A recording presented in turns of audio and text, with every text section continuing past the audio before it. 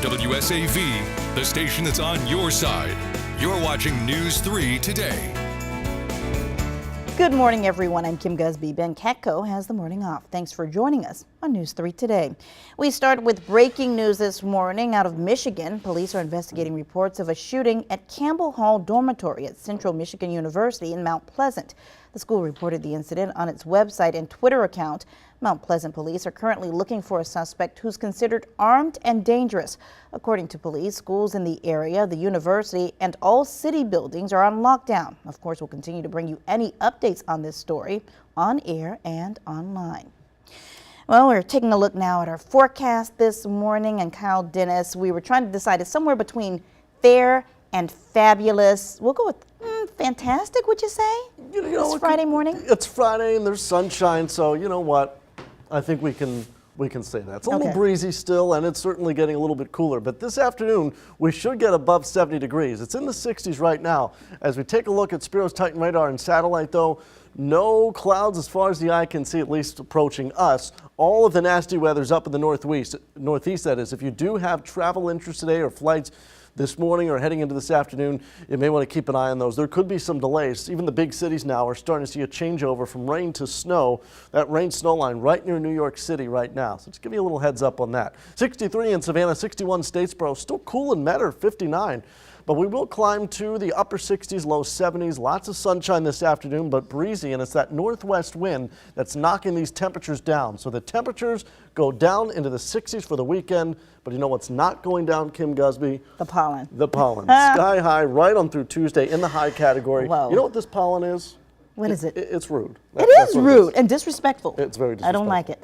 All right. Thanks a lot, Kyle. You got it.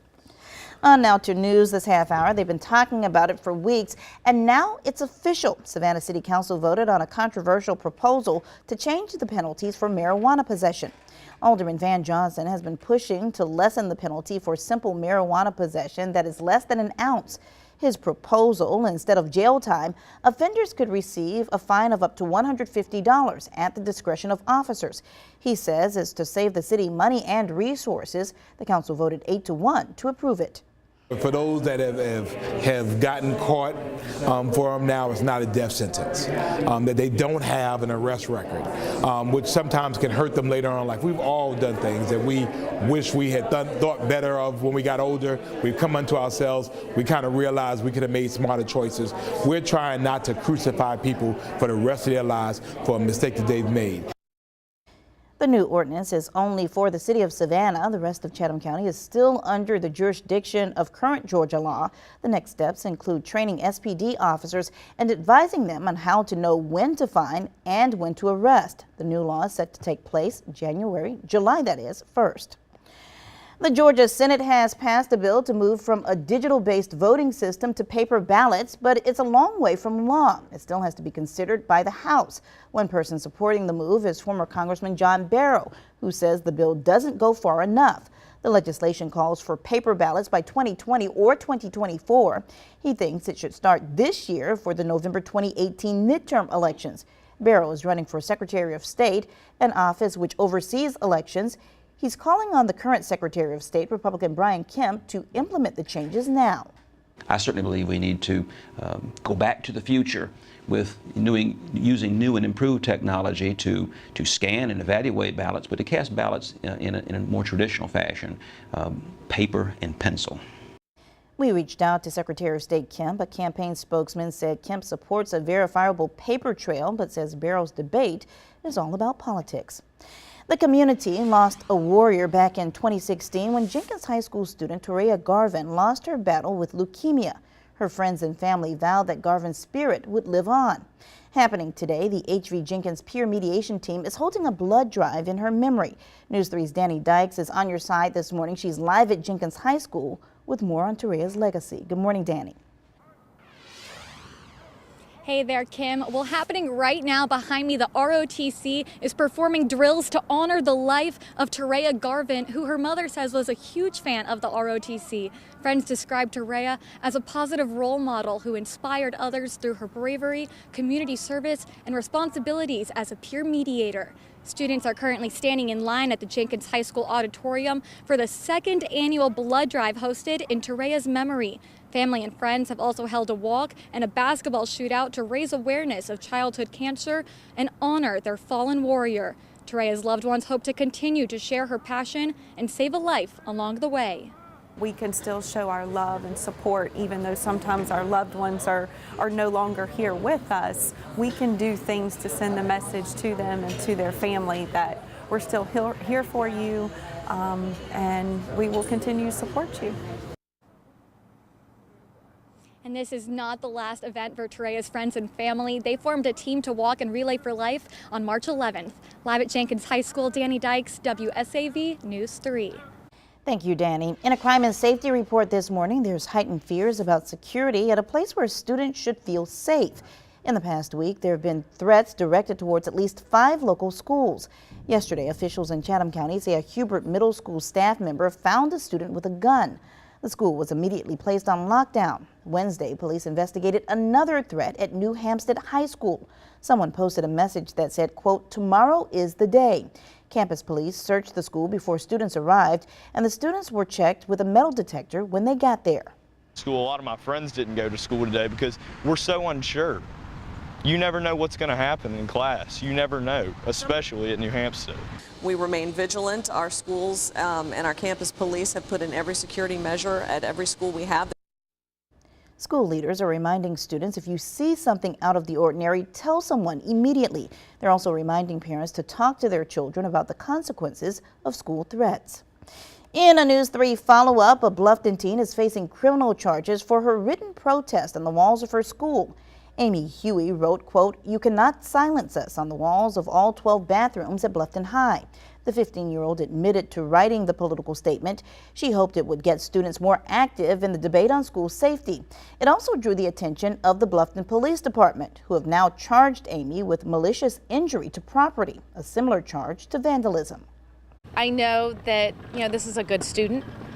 This is a student that typically does not do anything wrong, has good grades, has a great family, but regardless, she still vandalized property, and she needs to be held accountable for her actions.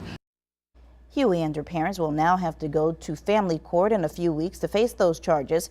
There, a judge will decide what, if any, penalties she might face for this crime. On now to a health alert this morning. Studies show 1 in every 5 teenagers struggles with mental illness. The American Academy of Pediatrics is now pushing for doctors to start asking questions.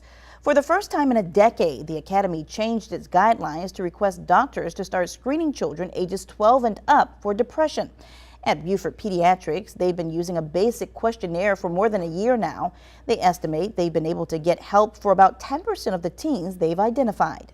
Mental health is becoming a bigger part of all of our checkups now. We spend a lot more time talking about mental health issues at checkups than ever before. So it's not just a physical exam anymore. If we can just identify problems up front and start taking care of problems instead of these problems festering and nobody knowing about them, we do think it helps out.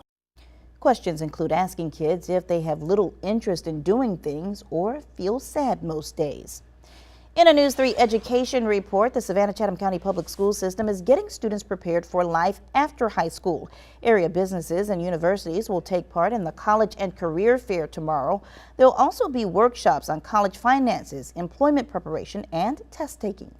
And we know that the local businesses and also businesses in other states are really focused on having individuals who are prepared for the workforce, who have those, not just those hard skills, but those soft skills as well.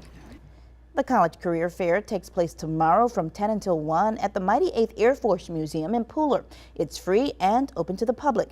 Middle and high school students and their parents are encouraged to attend.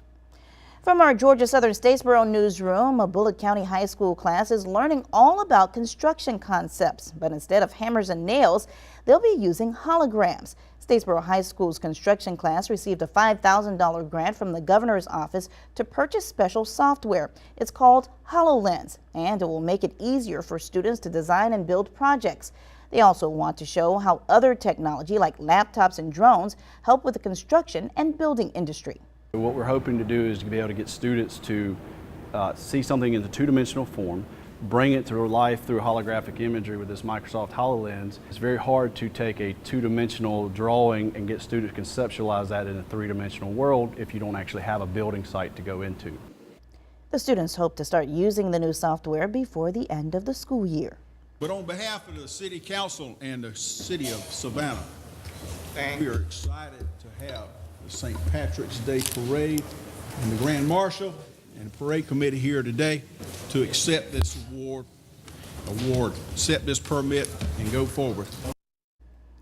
There you have it. City Council granted the Parade Committee its permit. The annual event is a formality, but it begins the countdown to the annual St. Patrick's Day Festival. The city will also pay Chatham Area Transit a flat fee of $15,000 to cover expenses for the shuttle service and fare-free fixed route service March 16th and 17th. Council also approved an annual contract to Blue Site Solutions of Savannah for portable toilet rentals that would pay more than $53,000 for the services used during the highly popular event. Coming up after the break, we'll tell you how you can get better acquainted with Bluffton's men and women in blue. Stay with us. You're watching WSAV News 3 Today.